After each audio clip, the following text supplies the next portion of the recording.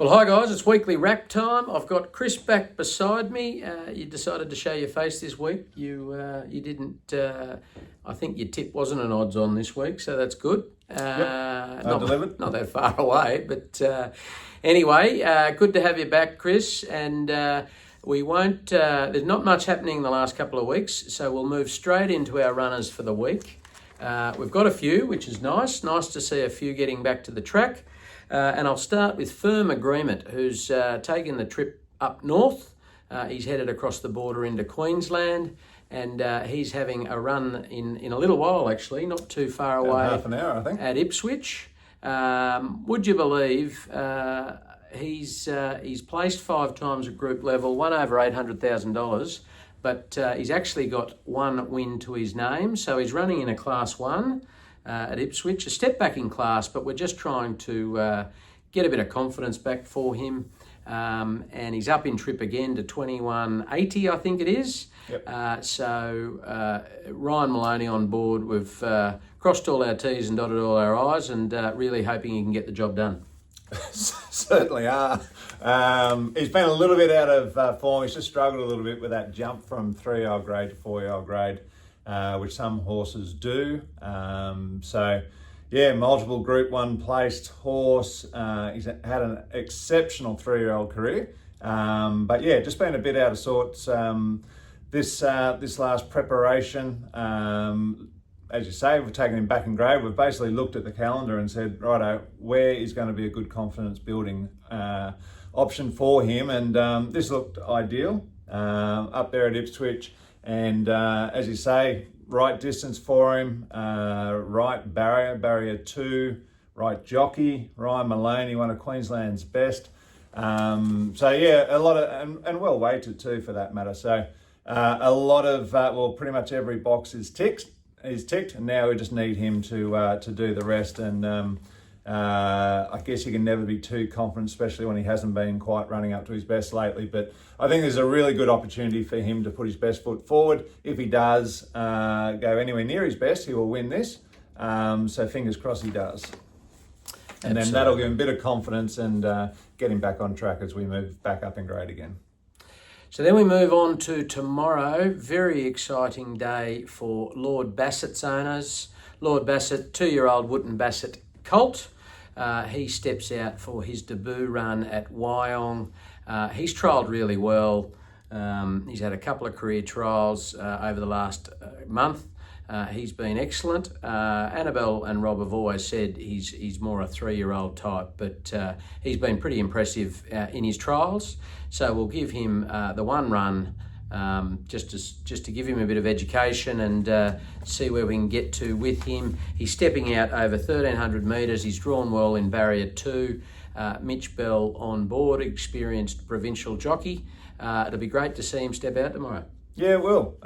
He's just been progressing every outing he's had, and every little bit of extra work and experience has been asked of him. So, which has been fantastic. He keeps maturing as well, but before our eyes. Progressing really well. This horse, I like what he's been doing. Sort of had to take the scenic route in that last trial. He was trapped very wide throughout, but did a really good job and under pretty testing conditions. So I was very pleased with that. 1,300 metres first up here off the back of a couple of 800 metre trials. So I guess a little bit of a question mark, will he be vulnerable late? But the distance, I think, ultimately will be right up his alley, as he moves forward. It'll just be the question whether he does that first up or not, but we'll find out. Great opportunity to get some really good experience for him. I'm sure he'll be competitive here, and a very nice progressive horse. Yeah, so good luck to all his owners, and hope to see some of you out there. It'll be an exciting day. Always is when you get a 2-year-old going. And then we've got Sir Artie, who's in race 10 at Rose Hill tomorrow. The benchmark's 78 over 1,400 metres. Still a little bit of a question mark on whether he will definitely run. A few things against him, but barrier being one. He did draw barrier 18 earlier in the week. The field has dropped back to a field of 10, I think. So he's jumping from 10 of 10. Also, currently a heavy 8 track, so I'd expect you could probably see a little bit of wind in the background, bit of wind and a bit of sun. It might come back into that soft range, Chris, but we'll just keep an eye on that and make a final call in the morning. He was excellent first up. He's never had a lot of success first up, but I think he had the fastest last 200 of the race.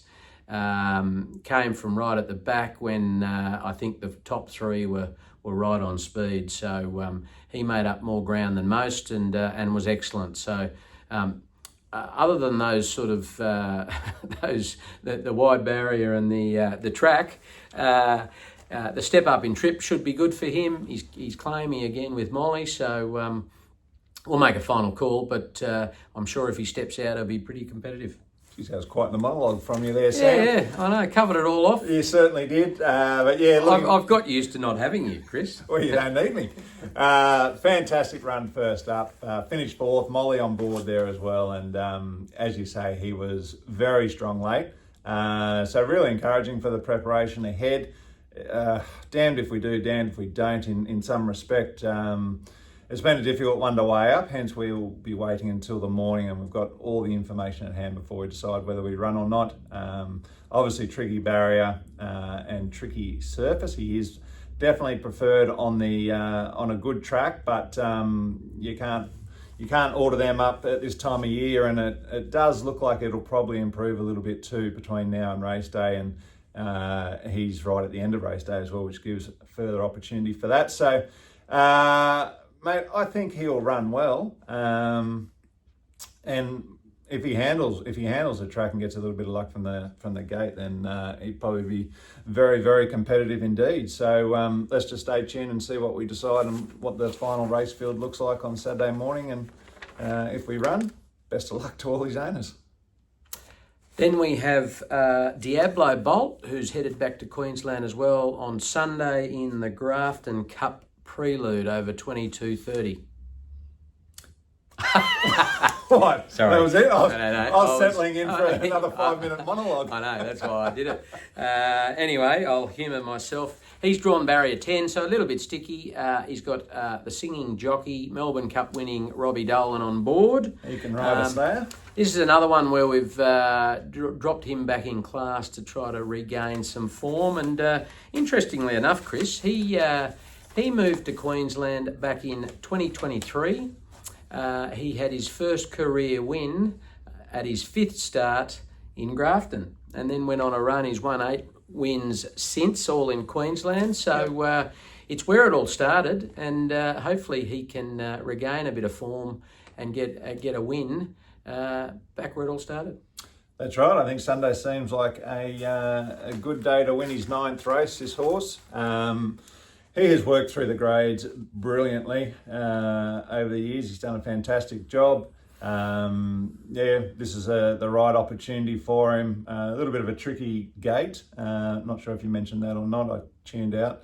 Barrier 10, I think it is. So hopefully he gets a little bit of luck from the gate, but I think he's right in this class-wise for sure. And a bit like Firm Agreement, if he puts his best foot forward or pretty close to it, then he'll be hard to beat as well. And an eye on the Grafton Cup would be nice too. Certainly would. Anyway, so then we have on Tuesday, we've got a couple of 2-year-old trialists. Firstly, Konomi. He's in his second, racing preparation. He had the one start, the debut run last prep. He learned a lot and came a long way last preparation, and he's returned probably a much more mature horse, both physically and mentally, and really looking forward to seeing him step out. And the other one is Royal Vista, our Palace Pier 2-year-old filly. This is the first trial of her preparation. She did have a couple last start, yet to have a career race, She's a big girl and she takes a little bit of time to come to hand, but her jump outs have been excellent. Yeah, she's done well. Been pleased with her progression, and look, both of those horses will just be having pretty quiet trials, being their first trials for the preparation. Had a nice little bit of experience last prep, both of them, with Royal Vista at the trials and Konomi at the races. So that'll put them in good stead. And yeah, look forward to seeing him progress through after a quiet trial. I'll most likely have a second one where they're allowed to stretch out a bit more. So that's it. Good luck to owners with runners. Hopefully we kick off a really positive weekend with firm agreement shortly. And yeah, we'll see where we get to. Red hot tip time.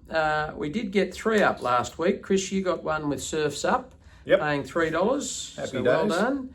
And I got 2, Sword of Legacy, $3.90, and good old Willie Pike finished the day with Correct Choice, paying $2.40. So that's a couple. Now, before we go into our week's tips, I have received some feedback during the week from Peter, one of our very good owners, actually in firm agreement, who suggested we had way too many tips and we needed to shorten that up for the mug punters. Now, we thought about it, Pete. We're mug punters ourselves. Less tips mean less chances, and as you've probably noticed, we like bragging about wins, even though it takes a few to get there. So I'm sorry, we're going to continue on, and yeah, well, you can, if you want to give me a call, I can give you my best if you like. So, Chris, what have you got? Okay, because I've got a few, I'll run through it quickly for Pete. At Rosehill Gardens, I got race 3, number 1, Omelong, for the win. Race 7, number 5, Mo Troy, spelt with a CH at the front. Nice French imported horse for the win as well. Flemington, race 2, number 3, Star of Macedon, for the win. Race 7, number 8, Electric Impulse for the win. And then at the Sunshine Coast, good race day up there. Race 1, number 16, Tornado Express, each way. And race 3, number 4, 10 Gun Tommy for the win. My best of the day, Pete, is Mo Troy. Yep. I noticed you didn't give us the odds, even though you've got them written down. Look pretty short. I want to make it even anyway, longer segment. I'll go quickly. Flemington race 3, the Leilani Series final. I'm on number 4, Duchess Zoo, paying $3.50 for the win. Race 5 at Flemington, Sprint Series final. Number 1, Lose Some, Win More, paying $3.50 for the win. Sunshine Coast race 3, I think we're up against each other, Chris. The Bruce McLaughlin Classic, I'm on number 7, Lady of Fire, paying $9. Go each way on that. Sunshine Coast race 4, the Dr. Bernie Spilsbury Handicap. I'm on number 8, Hand in Hand, paying $20. So you can go each way on that. Sunshine Coast race 8, the Glass House. I'm on number 8, Gerringong, paying $4.50. Have you done about 20 tips, have you? No, I've done 6. I'm about to do my 6th, and you've done 6. And then Rosehill race 5, the benchmark 72. I'm on number 2, Cheeky Smirk, paying $13, so you can go each way on that too. So some really good value tips from me, none from Chris. Plenty of opportunity for bragging next week, surely. Pete, sorry once again, and that's it. Have a great weekend, everyone. Yep. And good luck to our owners with runners. See you guys.